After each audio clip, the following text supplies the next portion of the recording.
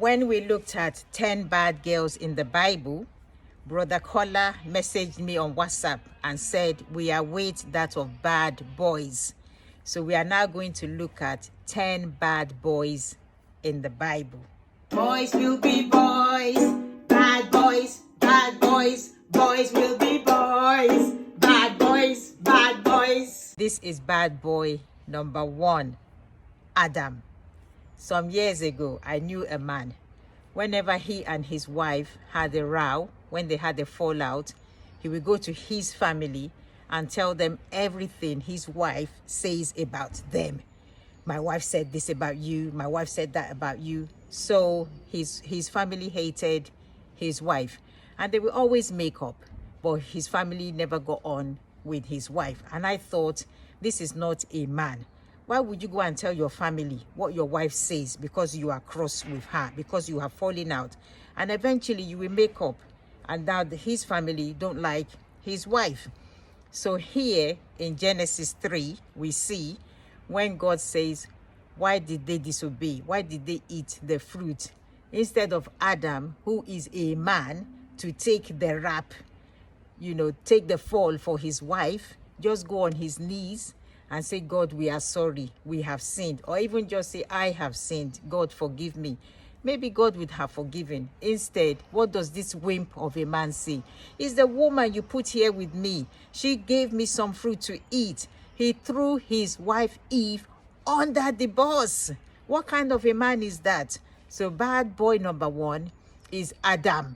Either you accept it or remember, this is about bad boys. So I don't want any comments to say Eve did this, Eve did that. This is Bad Boys series. And for not taking the rap for his wife, for throwing his wife under the bus, Adam is a bad boy. God bless. Welcome back to our new series, 10 Bad Boys in the Bible. And this is bad boy number 2. Boys will be boys, bad boys, bad boys. Boys will be boys, bad boys, bad boys. Today, we're going to look at Cain. Cain and Abel brought sacrifices before God. God accepted the sacrifice of Abel, but not of Cain. Cain was not happy. His face was morose. He was sad looking. He was angry. God even asked Cain, why are you sad? Why are you angry? If you brought what was right, would you not be accepted? Instead of Cain to go and make restitution, bring another offering that will meet God's expectation, that God will accept. He doesn't do that. He lures his brother out into the field and kills him. This is our ultimate bad boy, our first murderer recorded in the Bible.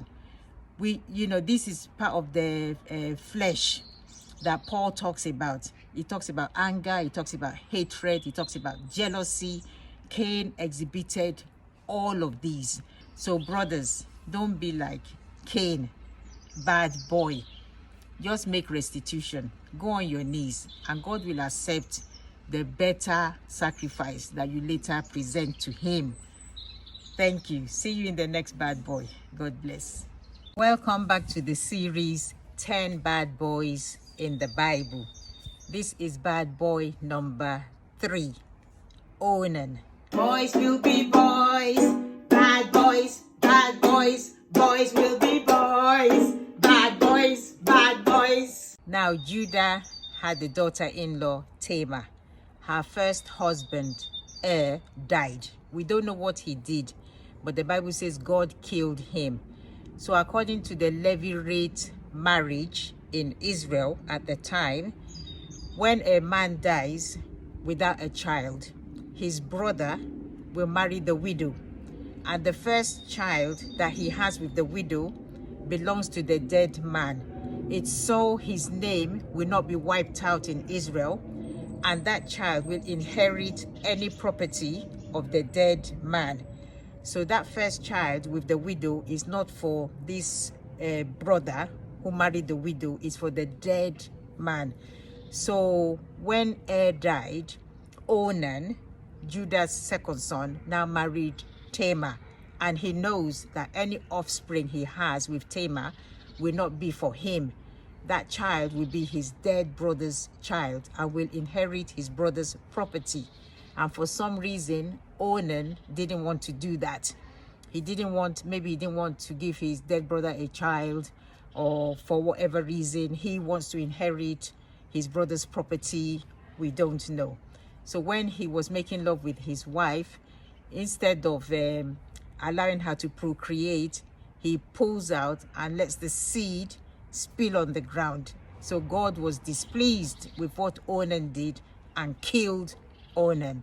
Onan know this is their culture. You have to have a baby for your dead brother, and he refused, trying to leave Tamar, a childless woman. So in this regard, Onan is a bad boy. So he's our bad boy number 3. Thank you. Welcome back to our series 10 Bad Boys in the Bible. Today we're looking at bad boy number 4. Boys will be boys, bad boys, bad boys. Boys will be boys, bad boys, bad boys. So we are talking about Joseph's brothers.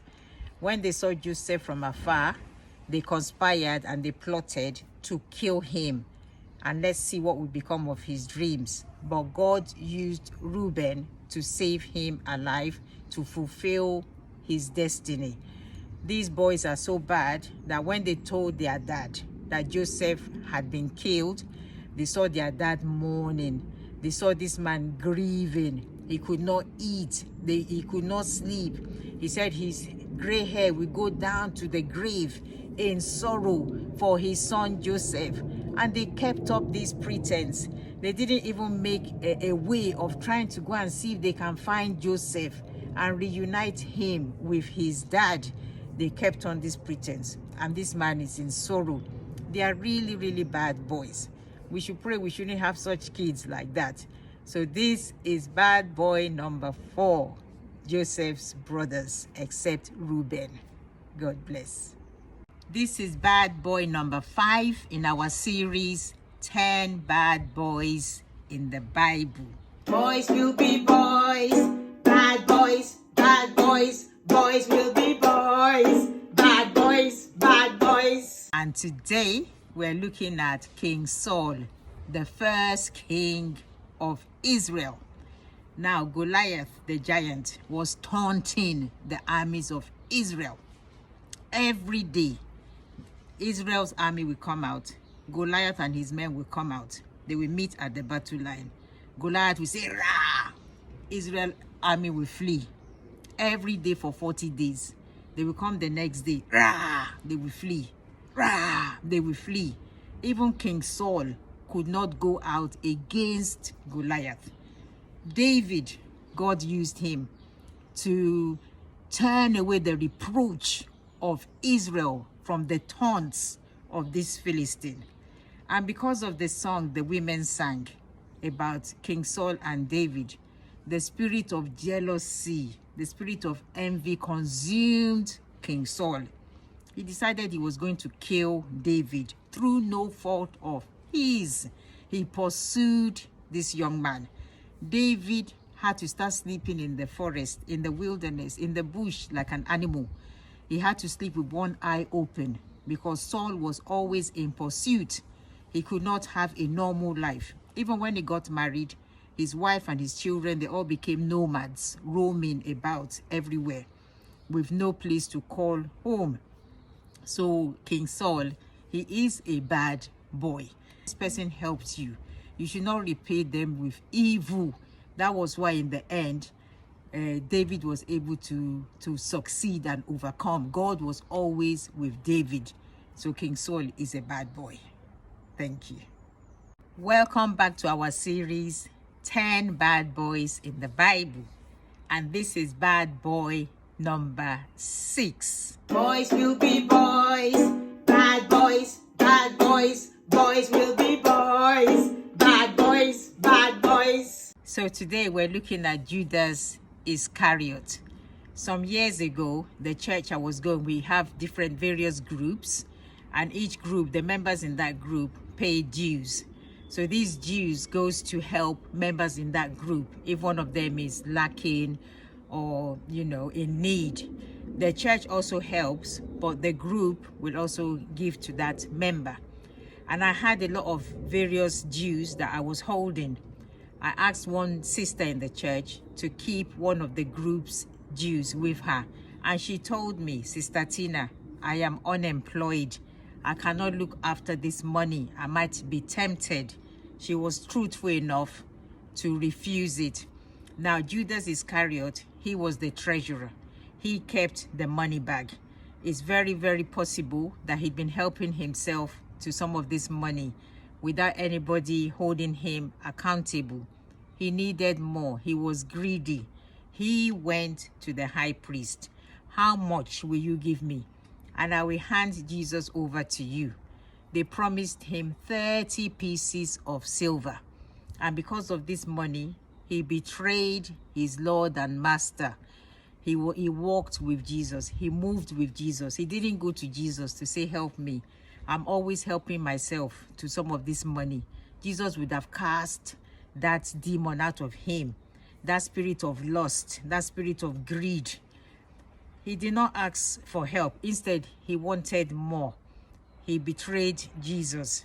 And in the end, he killed himself. So Judas Iscariot is one of our bad boys. God bless.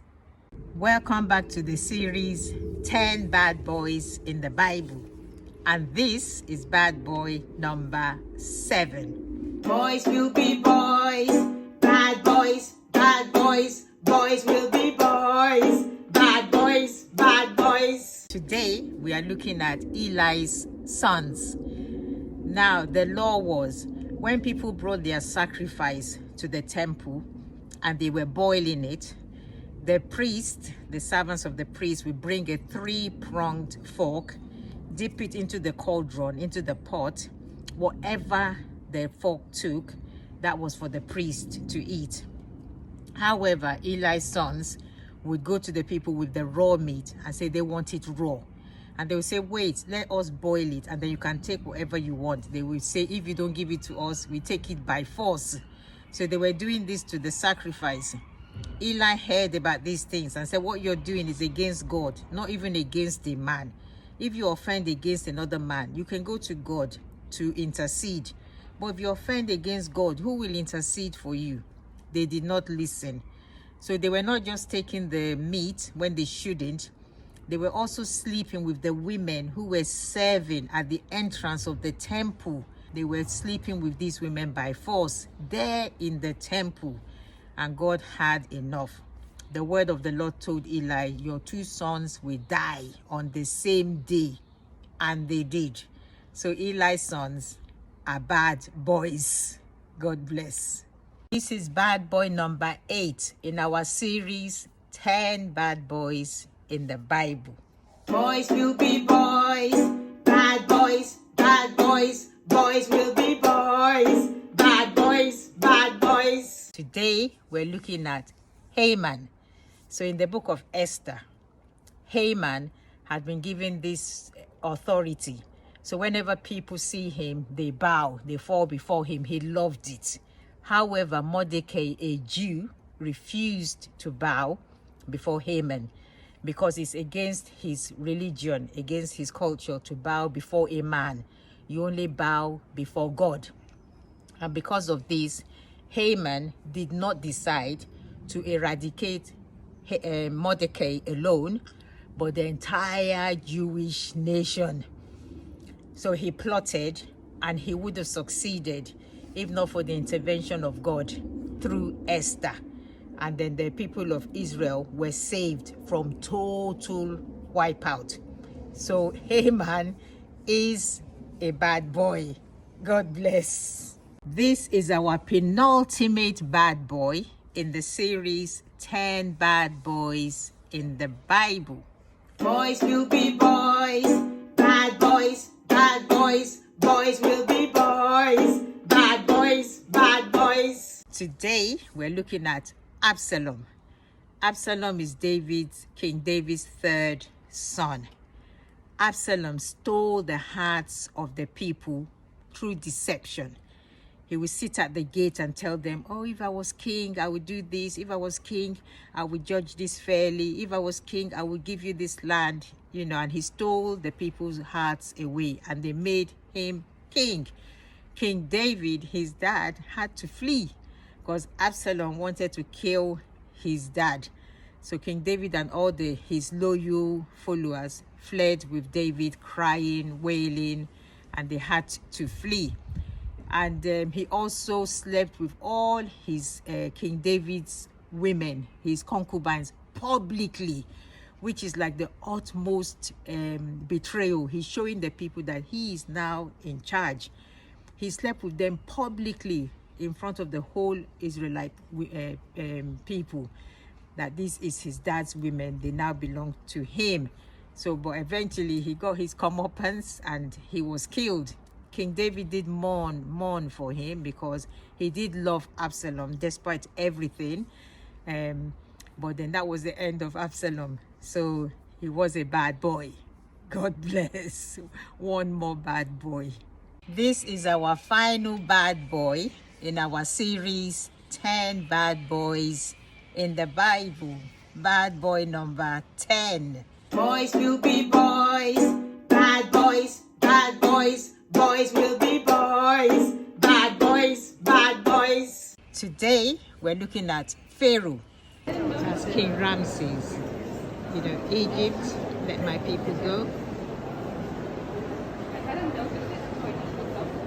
The Bible says, God has made everything for his purpose, even the wicked, for the day of trouble, for the day of destruction.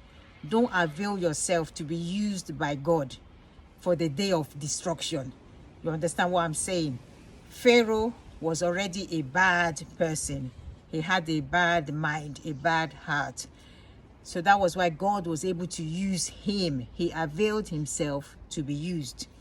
Pharaoh refused to let the children of Israel go from the bondage in the city of Egypt.